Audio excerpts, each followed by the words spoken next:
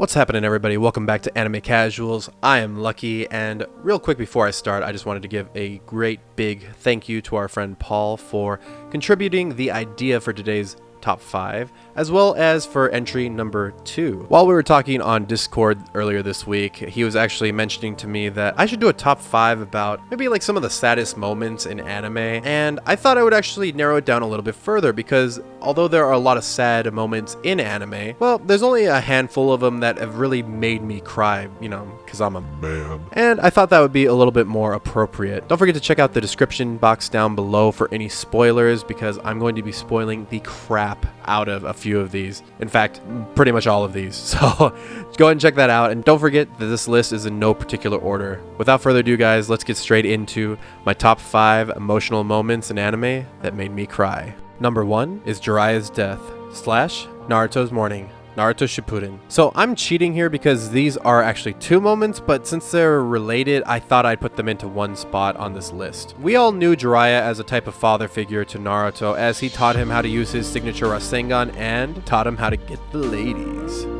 Or not. Anyways, when Jiraiya sets out to the Hidden Rain and says his farewell to Tsunade, I remember thinking that there might be a chance that he can pull this off, but as we start to see his fight with Pain unfold, we slowly and agonizingly start to realize the extent of Pain's abilities.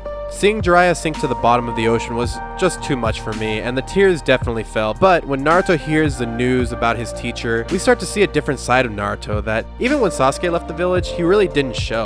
This was the first sign that Naruto really was lost in the world, and seeing that scene with Iruka and the popsicles was where my heartstrings had had enough, and just like Naruto, I was a teary mess. Number 2, Ash Turns to Stone, Pokemon the first movie. So I know that there is a remake of this movie on Netflix that uses CGI, but we're going old school on this one. Ash and Pikachu's relationship might not have started great, but as we watch them go on, we start to see the bond that a Pokemon and a trainer can have, even though the Pokemon are pretty much just slaves. But Pikachu is the first Pokemon we see that really is treated more like a pet, since it's always out of its Pokeball. In this movie, Ash, Misty, and Brock are invited to an event where their Pokemon are captured by Mewtwo, who clones them so that him and his clones can take over the world. Mewtwo, being a clone himself, is determined to prove his clones are better, but in the process of trying to prove it, the real Mew shows up and battles Mewtwo. Ash doesn't want them to fight anymore, so he decides to go in between their attack and is turned to stone. I was watching this on the big screen when it came out, and seeing Pikachu trying its best to revive Ash with his Thunder Shock was just too much for me back when I was in 1st grade. Also, seeing all the other Pokemon cry for Ash was the cherry on top on this Sunday of sadness. Even though this moment doesn't last too long, it lasted enough for my heart to break. Number 3, Isla gets retrieved. Plastic Memories. Okay, so I was brushing up on the story by reading the wiki, and I almost cried again. I think the craziest part about this series is how it lulls you into a false sense of security, but then brings you back to reality. Tsukasa Mizugaki starts to work at the Psy Corporation, which was mostly given to him because of his father, where his main duty is to help retrieve Giftia, androids who look and feel like humans. However, their lifespan is only about 9 years and 4 months. They can technically live longer than that, however, they begin to become wanderers. Giftia who simply act on instinct and don't have any recollection of who they are or what their purpose is. Therefore, they must be retrieved and deactivated before that happens, which strips them of all their memories. Every human in the Psy Corporation terminal service, the people who retrieve Giftias, is paired with a Giftia of their own to help in case the Giftia they're going after gets out of control.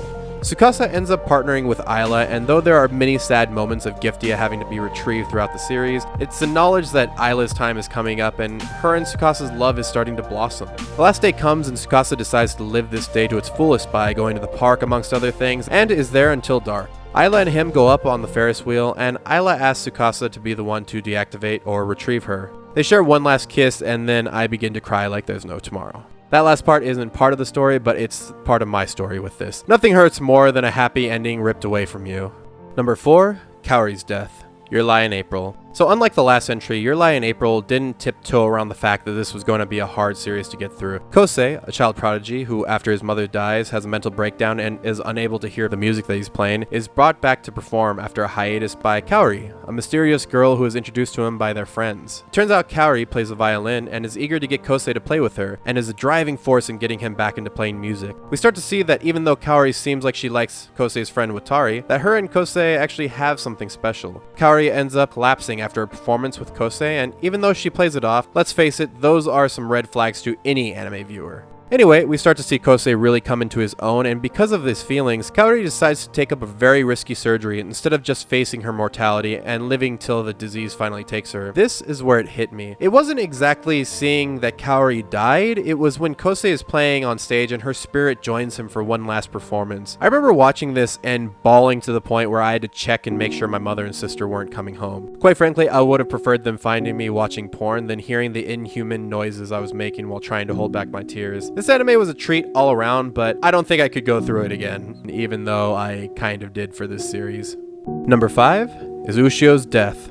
Clannad After Story. So I try not to cuss on this channel a whole lot, unless it's about furries, but you know what? Fuck Clannad, fuck the story, fuck the creators. This is one of the saddest anime that I've ever had to go through. So this is partly an honorable mention to Nagisa, Ushio's mother, who dies after giving birth to Ushio, but I feel like Ushio's it just hits so hard. I'm gonna give you guys the spark notes of what leads up to this. The main character, Tomoya, throughout the first Clannad, helps Nagisa reform the drama club, and in the after story, they end up living together, and Nagisa ends up getting pregnant. However, she is sick and has been since the start of the anime, so when she does get pregnant and give birth, she doesn't survive. Tomoya goes through a deep depression and he leaves Ushio, their daughter, with Nagisa's parents while he goes to work. Eventually, he overcomes this depression and decides he wants to take care of his daughter. However, as he's coming off that depression, it becomes clear that Ushio has the same illness as Nagisa. And just when this anime lifts us up by showing a father caring about his daughter and finally coming to grips with the passing of his wife, he takes her on a trip to try and do anything for her, but on that trip, she passes away. Seeing such a young girl die was just too much, and seeing that Tomoya had to go through all this grief again almost felt like a cruel joke. Now, there's a confusing alternate story that goes along with this, and Ushio ends up coming back to life, but in this moment, you know what, just fuck this show. And that was my list. Once again, big thank you to our friend Paul for suggesting this. You guys are more than welcome to